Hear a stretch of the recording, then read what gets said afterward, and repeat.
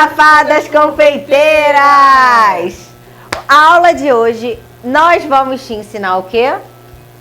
Uma massa amanteigada para o nosso bento cake. Pra quem caiu aqui de paraquedas e não sabe quem é esse ser humano que está aqui do meu lado, ele se chama... Bruno, marido da Ana Júlia. Não, Bruno. Meu nome é Bruno, mais conhecido como marido da Beijinho Doce e pai da Ana Júlia. E pelas fadas eu sou conhecido como diretor. Isso. O diretor, para quem não sabe, ele agora é responsável pelo setor de massas da nossa empresa. Não, eu sou de tudo. Mas Tudo ela me põe como chefe, diretor, responsável pelas compras, responsável pelas contas. pelas contas, um monte de coisa. É isso aí, tá certinho. Mas ele começou como estagiário, ele enrolava brigadeiro, Não, tirava forminha. Ainda sou estagiário, né? Primeiro teste aqui pro trabalho, pra promoção, né? Vamos ver. Se sair. Se vocês gostarem, vambora. Vai depender de vocês a promoção dele, tá? Vocês que vão avaliar. Ó, ele que faz todas as massas dos nossos cursos e do que eu produzo também. Ele cria e ele que bate tanto as massas quanto faz os recheios, tá? Então ninguém melhor que ele para poder ensinar essa massa que foi criação desse bichinho aqui. Eu sou a boniteza e ele é a inteligência da Beijinho Doce, tá? Então, só que assim... Então, vamos lá, vamos parar de palhaçada, né? Porque a gente... Primeiramente, forno ligado, né? Pré-aquecer ele em quantos graus? 180 graus. 180. E aqui o que acontece? Vamos bater a manteiga junto com o açúcar. Já tá o açúcar aqui. E a receita? A receita vai para os grupos do WhatsApp assim que acabar a aula. Aqui, ó. Vamos bater açúcar com a manteiga. Pode ser substituída a manteiga? Pode? Tem que falar tudo, já falei. Gente, olha, eu não tenho paciência. Vamos lá. Ó, você pode substituir a manteiga, se você quiser, por margarina, tá? Essa massa, ela é perfeita para ser do bento cake porque ela é uma delícia. E como a nossa cobertura é em ganache, a massa não vai ficar dura. Porque uma característica da massa amanteigada é que em geladeira ela fica dura. Então, quem trabalha com chantilly ou até com buttercream, Peraí, tá? Deixa eu só fazer essa explicação aqui, ó. A gente tem que deixar o bolo em geladeira para quando tirar, ser transportado com segurança ele geladinho. Só que com ganache é diferente. A gente pode deixar nossas massas em temperatura ambiente, então a amanteigada ela é perfeita para isso, porque ela vai continuar saborosa e macia, tá bom? Podemos? Vai. Velocidade média, né? Velocidade média para alta. Gente, eu falei tudo pra ela que não quer falar, tá vendo? Ela quer me deixar aqui, pô, tô envergonhado, tô nervoso, pô, é uma prova aí, poxa, tá vendo? Frisa, porque você botou o curiri. Ó, essa mistura vai bater em torno de 10 minutos. O objetivo é que ele fique um creme branco e fofo, né, diretor? Isso, aprendeu, hein? Eu vou mostrar pra vocês assim que chegar nesse creme. Então, qual é a dica que eu dou? Deixa batendo e vai separando os outros ingredientes, que aí já deu tempo da cremagem, que é esse processo de bater o açúcar com a manteiga.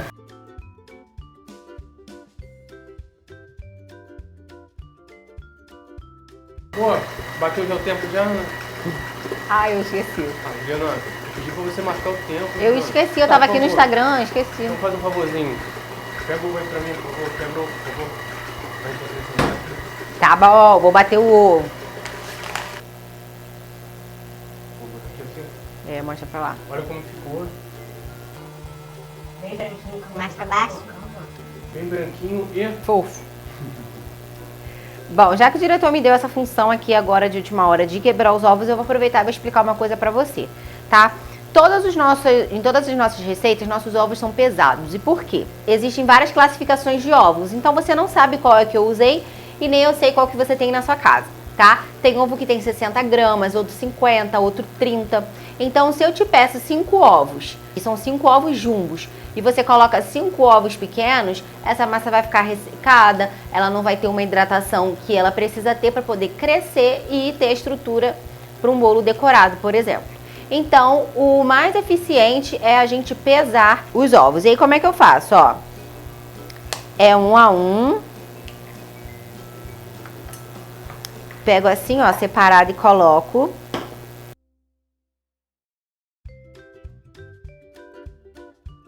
E aí, quando eu vejo, né, que o meu próximo ovo, ele vai passar da quantidade que eu preciso, o que que eu faço? Eu dou uma mexida.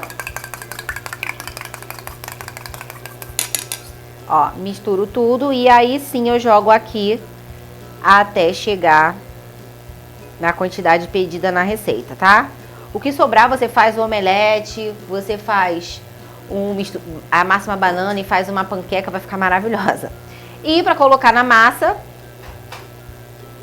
agora fala você, vai. Não pode falar. Então, pra colocar na massa, a gente dá uma misturada. Bem de leve. Bem de leve. Quer continuar? Pode continuar. Pra poder ele agregar mais rápido essa massa, tá? Porque o próximo passo é o quê? A gente divide em duas partes essa jogada do ovo aqui com creme. Podemos? Agora eu desligo, dou uma misturada aqui na lateral e ó.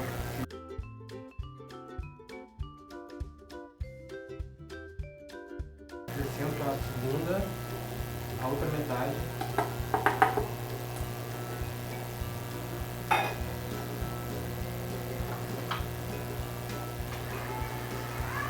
Agora vamos acrescentar farinha de trigo e fermento. O fermento eu gosto sempre de misturar antes, para não ter que misturar aqui na massa por último e mexer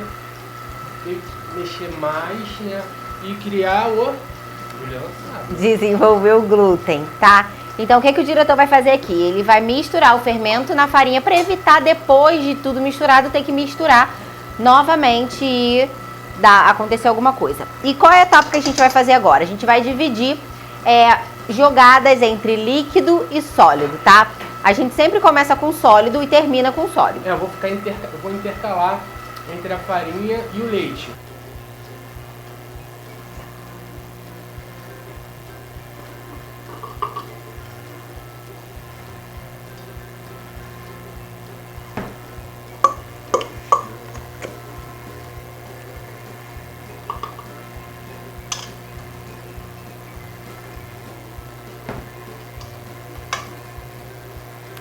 Ó, uma coisa importante.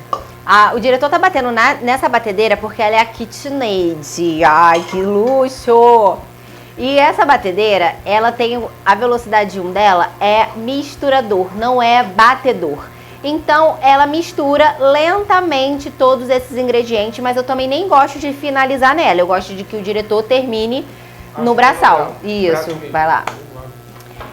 Nas batedeiras nacionais, a velocidade 1 já é bem alta, bem forte. Então, você vai fazer todo esse processo à mão com o fouet.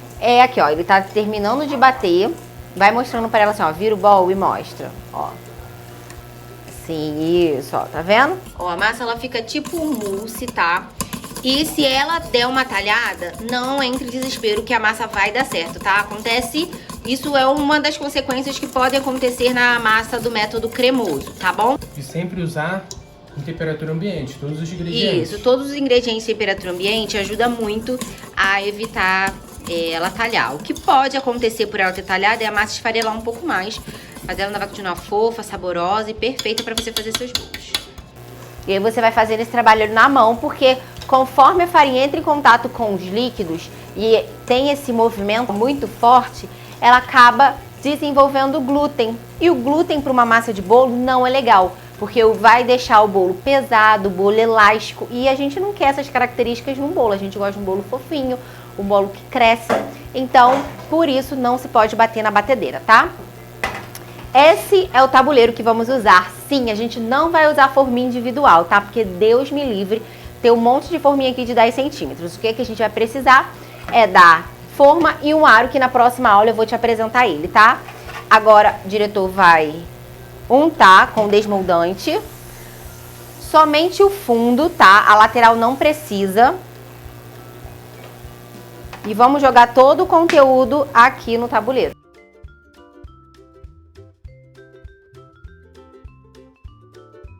Agora nós vamos espalhar na forma. Atenção para poder você tentar deixar o mais nivelado possível, porque senão nas pontas vão ficar mais baixas e isso vai acabar interferindo na altura do seu bento cake, tá? Então toma cuidado com isso. Aí você vai dar uma batidinha. E pronto. E aí, se você na sua cidade não achar o tabuleiro do tamanho do meu ou igual, você só precisa ter essa noção de que esse tabuleiro aqui vai me render uma quantidade exata de bentôs, que eu já vou poder cortar no meio e rechear.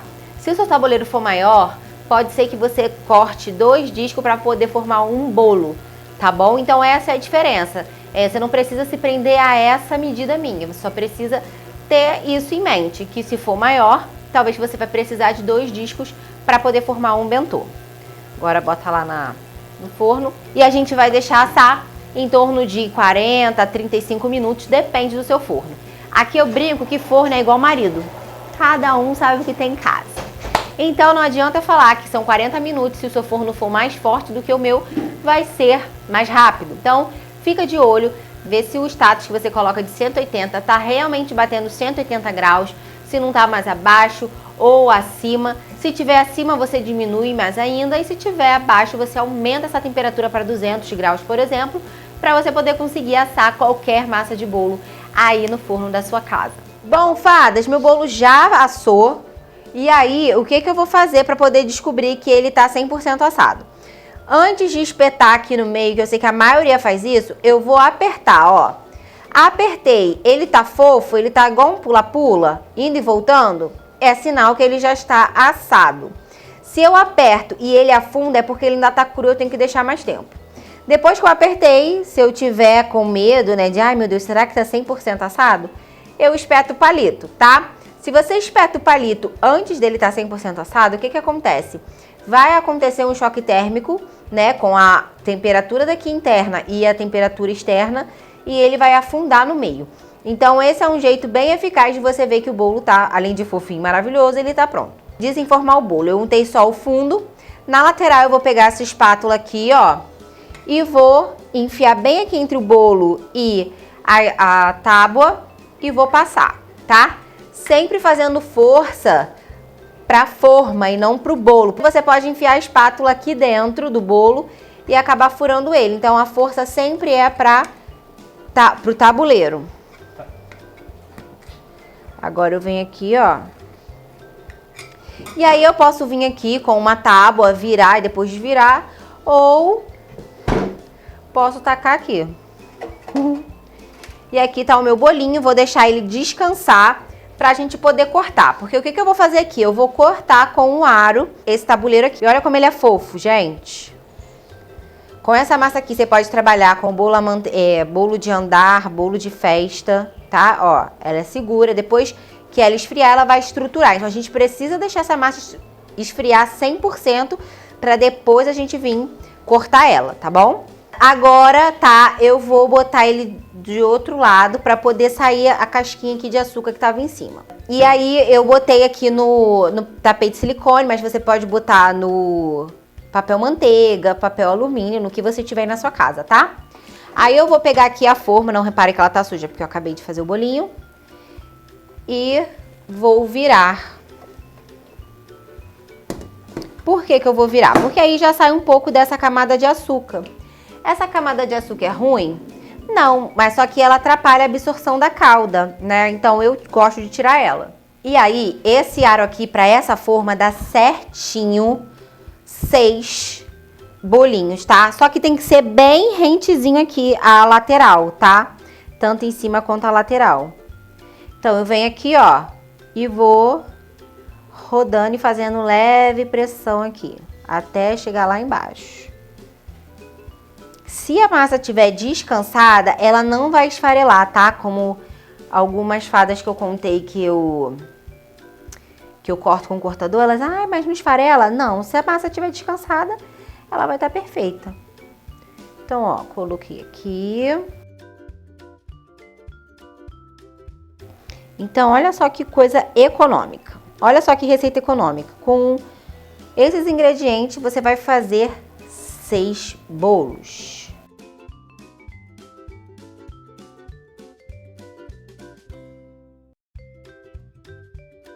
E o que eu vou fazer com esse restinho aqui de massa, Ju?